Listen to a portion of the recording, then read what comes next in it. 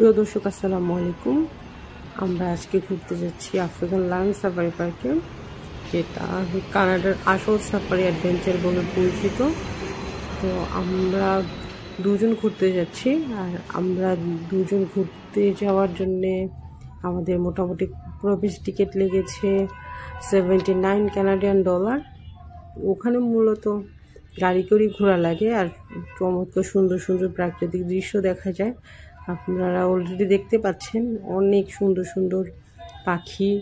তো আজকে আপনাদেরকে লায়ন সাফারি পার্ক ঘুরে দেখাবো, আর যতটা সম্ভব এটা সম্পর্কে ইনফরমেশন আপনাদেরকে দিয়ে রাখছি, যেন আপনারা সেকেন্ড টাইম ঘুরতে গেলে ভালো করে এনজয় করতে পারেন। আফ্রিকান লায়ন সাফারি হলো ওয়াইল্ড লাইফ পার্কের মাধ্যমে একটি ড্রাইভ, যা বন্যপ্রাণী প্রজাতি সংরক্ষণের জন্য নিবেদিত।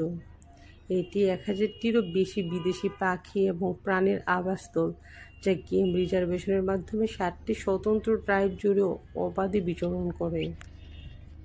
উদ্যানটি 750 একরেরও বেশি জায়গা নিয়ে গঠিত, যার মাধ্যমে 250টি প্রাণীকে গুল্ম, তৃণভূমি বা বনের বিশাল এলাকা প্রদান করে, যেখানে তারা অন্যান্য প্রাণীদের সাথে স্বাভাবিকভাবে যোগাযোগ করতে পারে।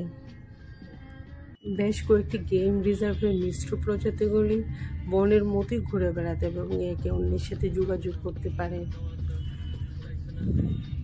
এই পার্কটিতে 25 থেকে 30 একর এলাকা প্রদর্শনী এবং হাঁটার জন্য তৈরি করা হয়েছে, যেখানে আপনারা ঘুরে ঘুরে বন্যপ্রাণী দেখতে পারবেন এবং ওদের লাইফস্টাইল উপভোগ করতে পারবেন।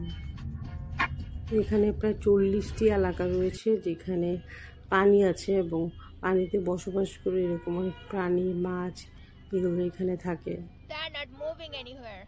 আফ্রিকান লায়ন সাফারি অনেক বিপন্ন প্রজাতির পাখি এবং প্রাণী উভয় যত্ন, ব্যবস্থাপনা এবং প্রযোজনের জন্য শ্রেষ্ঠত্ব অর্জন করেছে, আন্তর্জাতিক খ্যাতি অর্জন করেছে। তার জন্যে কানাডাবাসী এটা নিয়ে গর্ববোধ করে।